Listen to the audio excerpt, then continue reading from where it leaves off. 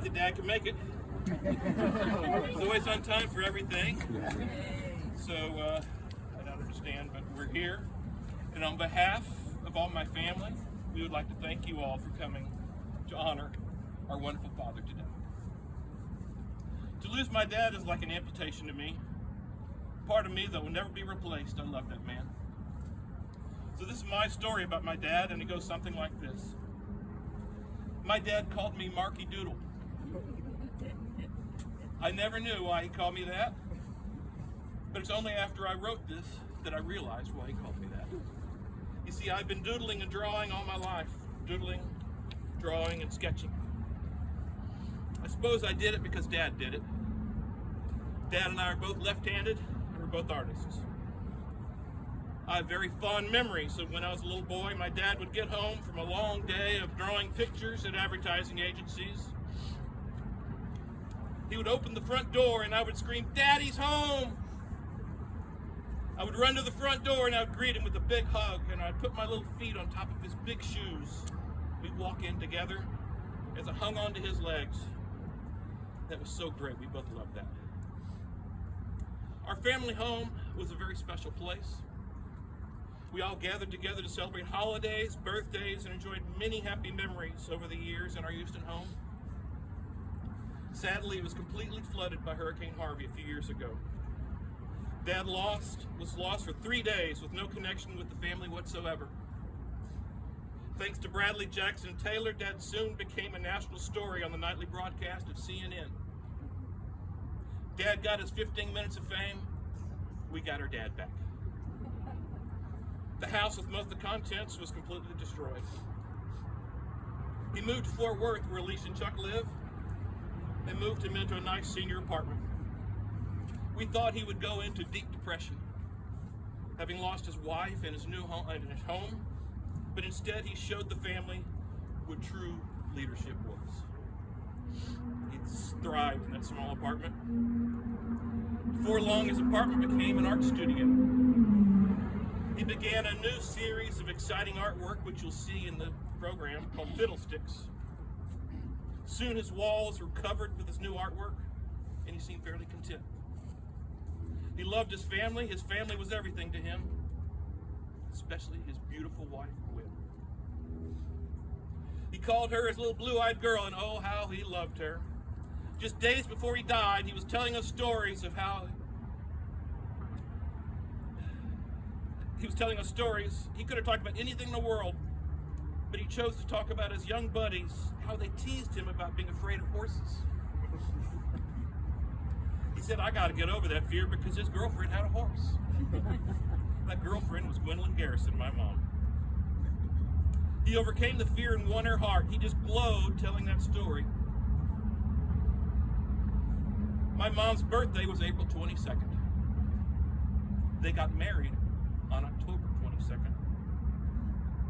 Dad died December 22nd. That's the power of two together. It's funny, when he moved into a senior home, he had several very interested little old ladies that thought that he was their new prime target for love. Boy, were they wrong. He would go downstairs to where they were all tenants, or eat their meals, and he would get his food and sit in front of everyone. He would sit as far from everyone as possible. I don't think he liked old people. He didn't view himself as one. After all, he was only 92. He liked to wear baseball caps. And he wore one to dinner one night at the senior home. Several tenants were very upset that he was wearing a ball cap to dinner. One bravely approached him and told him it was not polite to wear ball caps to dinner.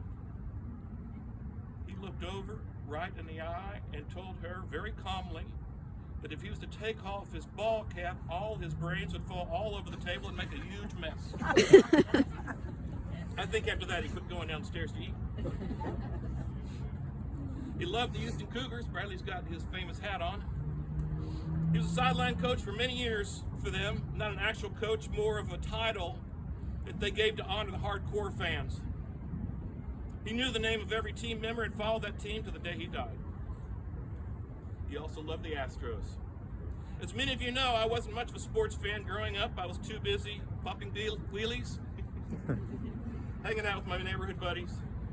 I remember walking past Dad on many a Saturday afternoon, and there he was sitting in an overstuffed chair, watching a game on TV and listening to another game, and his battery-powered transistor radio pressed tightly against his ear. I thought to myself, what a waste of time watching other people have fun. I was a kid. Fast forward 50 plus years, I now live across the country in Los Angeles. My main connection with my dad is now mostly talking on the phone. Dad did not like talking on the phone. That phone was like a hot potato. He tried to get out of his hands as quick as possible. You all were nodding your heads yes. I decided to start following the Astros as a way to connect with him, to keep him on the phone. It worked. We would talk about the players, who won last night's game, who's playing tomorrow, who's on the injured list, who are we going to trade, on and on. We had endless things that we wanted to share with each other. It was great fun. He knew so much about sports. Thanks to him, I'm now a huge Astros fan. He would tell me you have to support your home team whether they win or lose. I now see that sports has so many meaningful metaphors that are applicable in our daily lives. Dad knew that. It took me 50 years to get it, but message received, Dad. I now love baseball. Dad made a huge contribution to graphic design. I put some of his greatest hits in that. He specialized in hand lettering and passed the hand lettering torch to me as well. His work has been recognized in just about every major design publication ever printed. He designed the font for the University of Houston that's used throughout their campus, including the logo emblazed on the basketball court. He hand-lettered the Texas Monthly logo, designed logos for Astroworld, the Fabulous Good Company, Exxon, Sterling Electronics, Channel 39, Tootsie's, Hyatt Regency, United States Senator Lloyd Benson, numerous others. As my own career grew, I had Dad help me with several projects, including the 60th anniversary of The Wizard of Oz, to redesign the Diet Coke logo. As I like to say, when it had to be great, there was no comparison to Harrison. Dad has been God's loyal servant throughout his life. He has served every major role in church, including designing the church logo, the cross that hung over the altar, and even designed the baptismal bowl. He loved God and enjoyed sharing his talents to glorify him. Dad really enjoyed working with wood. He would say, I can make anything as long as I make it out of wood. We're going to bury him today in a casket handmade and blessed by Trappist monks, where they lovingly and prayerfully handcrafted this casket of wood at their monastery. The design is similar to caskets that the monks have been using for the last 160 years, and it is beautiful. His name will be inscribed in their chapel, and a tree seedling is planted in the monastery's forest to honor Harrison as a living memorial. My dad loved God, and I do too. We're honoring him today with this beautiful graveside service. We wanted to glorify nature as the perfect setting to merge God with my dad here today. We love you, Daddy. You're now in God's hands. Take good care of Mom. We miss you both. We love you both. Your loving son, Marky Doodle.